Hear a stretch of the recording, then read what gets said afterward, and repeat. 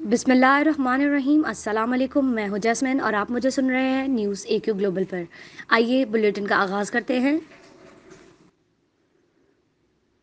توبہ ٹیکسی کے علاقے میں موٹر وے انٹرچینج پر کار کی ٹریلر سے ٹکر کے نتیجے میں ایک ہی خاندان کے 3 بچوں سمیت 4 افراد جاں بحق جبکہ 2 افراد زخمی ہو گئے۔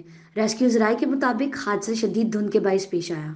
خیرپور سندھ کا رہائشی بدقسمت خاندان اسلام آباد میں اپنے عزیز سے ملنے کے بعد بذریعہ موٹر وے M4 واپس خیرپور جا رہا تھا، جبکہ ٹوبہ ٹیکسی انٹرچینج کے نزدیک شدید دھند کے باعث ان کی کار ٹریلر سے ٹکرا گئی۔ حادثے میں 35 سالہ سائمہ، 13 سالہ مشرا، 9 سالہ حذیفہ اور 3 سالہ حفصہ موقع پر ہی جان بحق ہو گئے۔ حادثے میں 39 سالہ زبیر اور 7 سالہ حمزہ شدید زخمی ہو گئے ہیں۔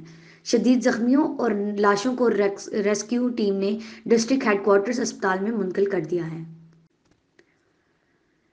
پاکستان مسلم نون کے قائد میاں نواز شریف نے کہا ہے کہ فارن فنڈنگ کیس 6 سال سے لٹکا ہوا ہے۔ عمران خان خود انصاف کی راہ میں رکاوٹ ہے۔ اگر اس میں کوئی کرپشن نہیں ہوئی اور اسے چھپایا کیوں جا رہا ہے؟ کیا یہ مشکوک اور غیر شفاف اکاؤنٹس میں منی لانڈرنگ کے زمرے میں نہیں آتے؟ منی ٹریل کہاں ہے؟ الیکشن کمیشن قوم کو یہ تفصیلات دینے سے کیوں اور کس کے کہنے پر کترا رہا ہے؟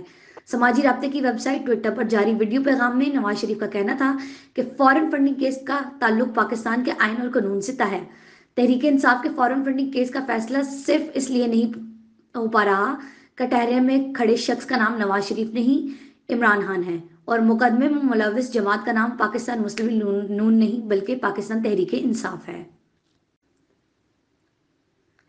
اسلام آباد chamber of commerce and industry نے حکومت کی جانب سے پیٹرولیم مصنوعات کی قیمتوں میں مزید اضافے پر تحفظات کا اظہار کیا ہے اور اسے غیر دانشمندانہ فیصلہ قرار دیا ہے، کیونکہ اس سے کاروباری سرگرمیوں میں منفی اثرات مرتب ہوں گے اور عوام کے لیے مہنگائی میں مزید اضافہ ہوگا، جبکہ مجموعی معیشت کے لیے نئی مشکلات پیدا ہوں گی۔ لہٰذا حکومت کو عوام کو مہنگائی اور کاروباری اداروں کو مزید مسائل سے بچانے کے لیے اس فیصلے پر نظر ثانی کرنی ہوگی۔